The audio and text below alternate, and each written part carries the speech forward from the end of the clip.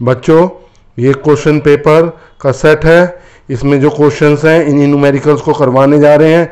इन्हें स्टिल करके, पॉज करके या स्क्रीनशॉट लेके तब आगे सॉल्व करना।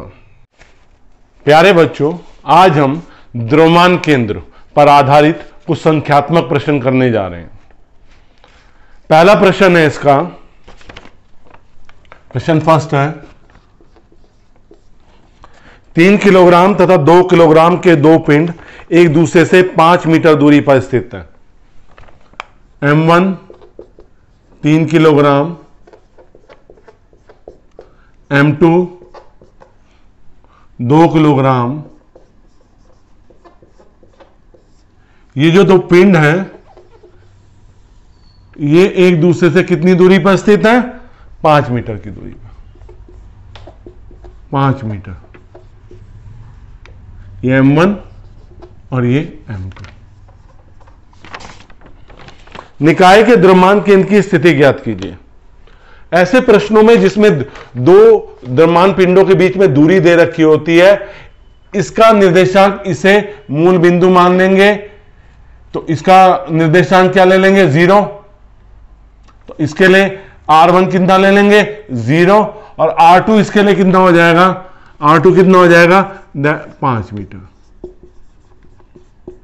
ऐसे प्रश्नों में जिनमें दो पिंडों के बीच में दूरी दी जाती है, एक द्रव्यमान को मूल बिंदु पे मान लेते हैं।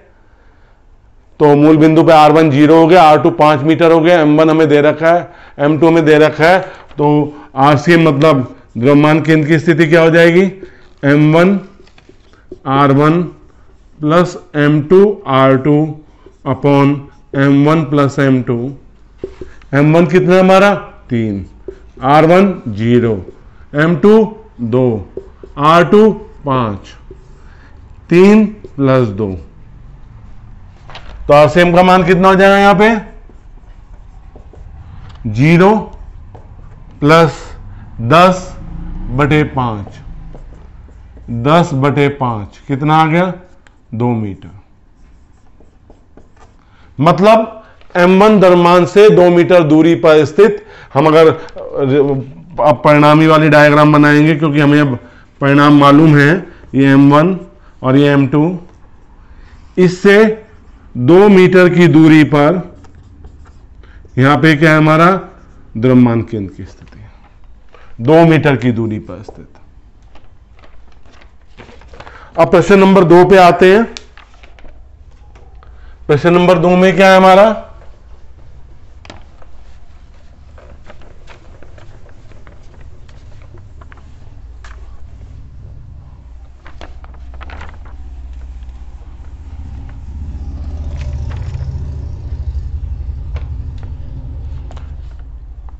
प्रश्न नंबर 2 किलोग्राम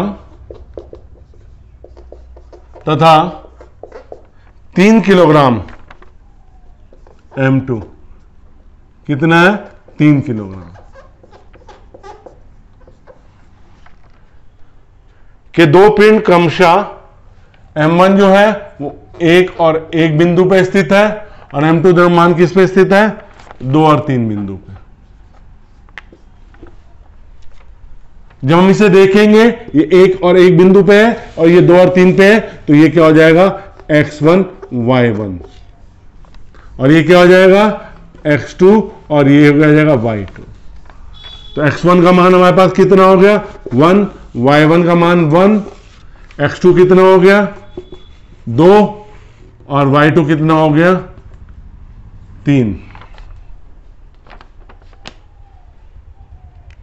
तो हम एक्सियम निकालेंगे पहले। एक्सियम मतलब दो कोऑर्डिनेट निकलेंगे हमारे, M1 X1 plus M2 X2 upon M1 plus M2। तो कितना हो जाएगा? M1 2, 1, 3, 2, 2 प्लस 3 कितना हो गया? 2 प्लस 6/5 कितना हो गया? 8/5। कितना आ गया आपका? 8/5। अब YCM निकालेंगे। M1 Y1 plus m2 y2 upon m1 plus m2। m1 कितना है 2, y1 1, m2 3, y2 3 बटे 2 प्लस 3, 2 प्लस 9 बटे 5, 11 बटे 5। तो अब हम जो निर्देशांक कहेंगे, द्रव्यमान केंद्र के निर्देशांक कितने हो गए? द्रव्यमान केंद्र के निर्देशांक कितने हो गए? 8 बटे 5, 11 बटे 5। इस तरह से हम गणना कर लेंगे। हम अपने क्वेश्चन नंबर 3 में आते हैं। क्वेश्चन नंबर 3 में क्या होता है? जैसे में 2 निर्देशांक दे रखे हैं, उसमें क्या होंगे? 3 निर्देशांक दे रखे हैं।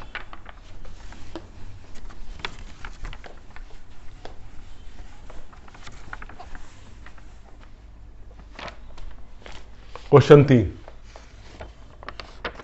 3 किलोग्राम, 2 किलोग्राम तथा 1 किलोग्राम के 3 पिंड एक्स वाई तल में। पहला m1 कितना है? 3 किलोग्राम, ठीक है। m2 कितना है? 2 किलोग्राम, ठीक है। और m1 कितना है? 1 किलोग्राम। 3 किलोग्राम वाले के निर्देशांक है 0 0। 2 किलोग्राम वाले के निर्देशांक है 1 व 2। और 1 किलोग्राम वाले के निर्देशांक है आपके 3 और 4। इसकी तुलना करी x1 y1 से, इसकी तुलना करी x2 y2 से, और इसकी तुलना करी x3 और y3 से। तो x1 कितना हो गया हमारे पास? 0, x2 कितना हो गया? 1, और x3 कितना हो गया? 3। y1 कितना हो गया? 0, y2 कितना हो गया? 2, और y3 कितना हो गया? 4। जब एक्सीएम निकालेंगे तो एक्सीएम कितना हो जाएगा? m1 x1 plus m2 x2 plus m3 x3 upon m1 plus m2 plus m3। m1 3, x1 0, m2 2, x2 1, m3 1 और x3 3। 3 प्लस 2 प्लस 1 कितना हो गया? ये 0। 2 प्लस 3 बटे 6 कितना आ गया? 5 बटे 6। और वाईसीएम की गणना करेंगे। वाईसीएम कितना हो जाएगा? m1 y1 plus m2 y2 plus m3 y3 upon m1 plus m2 plus m3 YCM। तो हो गया m1 कितना है हमारे पास? 3 इंटू 0, m2 2 है, 2 इंटू 2, m3 1 है, 1 इंटू 4, 3 प्लस 2 प्लस 1, 4 प्लस 4 बटे 6,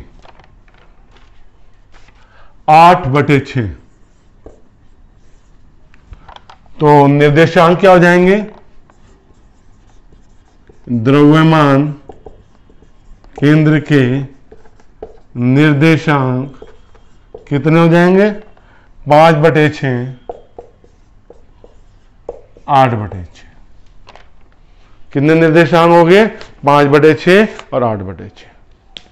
अब हमने लास्ट क्वेश्चन पे आते हैं। इसके 4th क्वेश्चन है हमारा।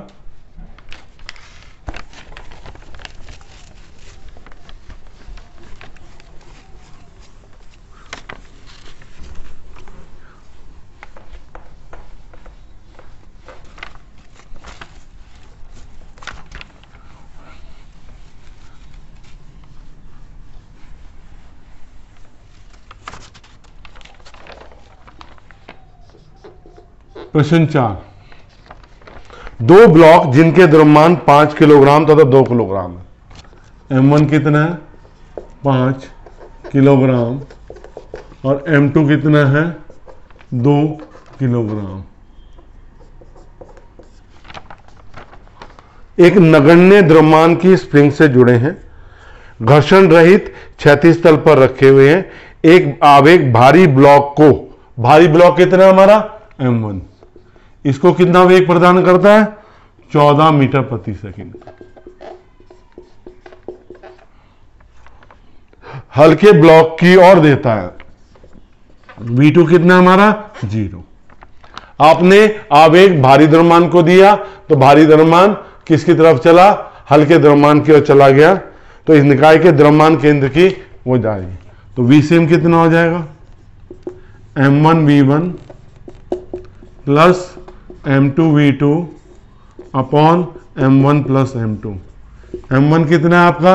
5, V1 14, M2 2, V2 0 plus 5 plus 2।